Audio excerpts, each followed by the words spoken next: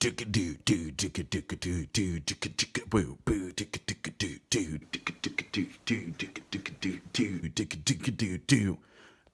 bam, bam.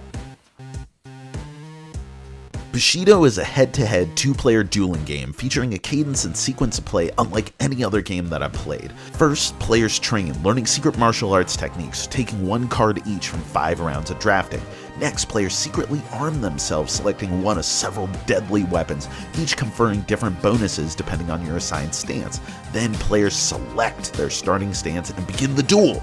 All unselected weapons are tossed to the side. It's up to you, your wits, your weapon, and your 5 technique cards, not to mention a healthy amount of dice rolling luck, to violently and gracefully slice your opponent to pieces.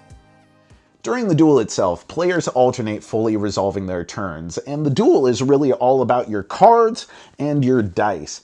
And see, basically on your turn, what you're going to do is you're going to play a technique card, and that's going to have some sort of effect, and that's also going to inform the dice pool that you build and roll. And the dice, they let you inflict strikes upon your opponent, reduce strikes that you've received before taking damage later on in your turn, or give you valuable reroll or armor tokens. And the dice are determined by your technique card, your guard stance, as well as a few other effects. And sure, this game may sound like it's a bunch of haphazard dice chucking, which, yeah, it kind of is, but there's a ton of things that you can do in how you resolve your dice, how you build that pool, what technique cards that you utilize, and how you use your tokens that makes you feel like you have a lot of control over your turn. There's a sort of meditative tone as you're building up all of your dice, and then finally you strike and see what fate has in store for you. Each of the 3 dice have different specialties, though all of them are necessary to master Bushido. Results come in the form of hits, which are applied to your opponent, dodges, which reduce your current hits, more on that in a bit, armor, which gives you armor tokens, and tories, which give you either valuable reroll tokens or allow you to immediately reroll it along with another red attack die. Now, my favorite system in this game is the way that hits and damage are resolved, because they do progressively more damage the more hits that you have. Going from 2 hits to 3 hits goes from 3 to 6 damage. Going up to 5 or more is immediate death, because this is Bushido. This is a game of immediacy. One really strong turn by your opponent can kill you whether you're at 12 health or you're at 1 health. But players don't actually take damage until after they've rolled dice on their turn, and they have a bunch of stuff that they could do about their current amount of hits. And that's going to be a consideration that you're going to make as you pick what cards you're going to play, how you build up your pool, what tokens you use, what's available to you, and what you want to reserve for future turns. There's a lot of tactical gameplay in here. Let's say you start your turn with no hits. Well, you might want to go heavy offense so you could play a Furious Charge, which gives you a reroll token and 3 red dice on top of the dice from your guard. But this would be a terrible card to play if you were at 6 hits, so instead you decide to play Tidal Wave, which gives you lots of blue dice likely to dodge, and can even pull in additional red dice to roll for every strike you reduce with the dodge. Combine that with a weapon like the Sai and a low guard stance, and you can do some serious damage while dodging oncoming blows. Remember, each dodge you resolve reduces your hits by 1, but you can always spend armor tokens acquired in previous turns to further reduce your hits. But I think this is a really clever tonal device too, showcasing the skill of the defender versus the skill of the attacker. I mean, yeah, sure, your opponent may have rolled all the hits in the world, but as long as you artfully apply dodges or these armor tokens that you've had in reserve, it's showing that you're actively defending against each of these hits, reducing the amount of damage that you're going to sustain. It's a really cool system. Play continues as a tug-of-war where players exchange blows, alternate focus on attack and defense, but with only 5 cards at your disposal, eventually you'll need to pick some up, which is when you change your guard. On your turn, instead of playing a technique, you can pick up your played cards, move your guard token, then earn a rage token, which can be spent later on to increase your dice pool by 1 red die. You usually change your guard because you need to recover your cards, but as with everything in Bushido, it's all about timing. When you change your guard stance, you only get to roll the dice associated with your stance for that turn. If your opponent anticipates that you must change guard next turn, they might go in for the kill, rolling as much red as possible.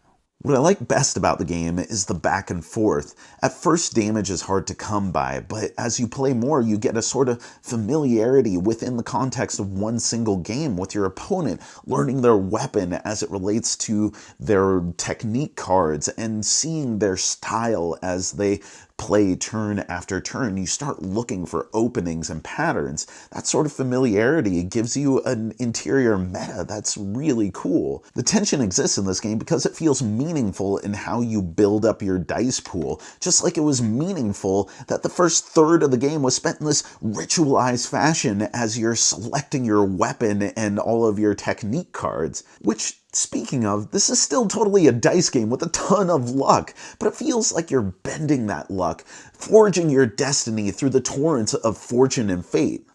Okay, if you're picking up what I'm putting down so far, then let's talk about this little box right here. Bushido, just like seemingly every other Kickstarter coming out these days, has an optional little mini expansion that you can purchase on the side. So let's give a rundown for what's inside of Rising Rage. All it includes are the new 4th dice type, which is a little bit of everything but can also earn you an additional rage token, then a bunch of new technique cards and new weapons, most of which are focused around this new type of dice. The only real rule shift is that now, when starting the game, each player draws 3 random weapon cards from their stack, and as they draft technique cards, they draft with the knowledge that only one of the 3 drawn weapons can be selected. In a game where the best parts come from setting the stage, both for the overall game but also the individual turns, I see no reason not to include this expansion. It gives you just enough extra flexibility that you feel like you have more options to lean into. The extra techniques and weapons give it replayability, and the limitations on what weapon to choose from the start of the game encourages more adaptive play. It's really good, and I love it, and I plan on using it in every game from here on out. My only complaint is it should have been included in the base game box. I mean, Bushido is by no means a bad game without it, but it gives you more of what you want without adding virtually any complexity. This stuff totally feels like it could and should have been included in the base game box. I love the cadence and overall vibe to this game. And yeah, it can take as little as just a couple of turns or be an epic, long, drawn-out duel. But the potential severity of every attack and the myriad of options that you have in order to deal with that keeps you on the edge of your seat the entire time. So is Bushido for everyone? Heck no, this is an incredibly specific game. It is very aggressive and it involves just as much luck as it does strategy. But if you are looking for a really original and incredibly thematic 2-player game that has loads of replayability, then Bushido is really, really fun. If you enjoyed this video, we have all kinds of other reviews, interviews, and recommendations via writing, podcasts, and video here on our channel and website cardboardherald.com. Our content is audience supported, so if you want to show your support, please visit our Patreon. Thank you so much for watching. This has been the Cardboard Herald.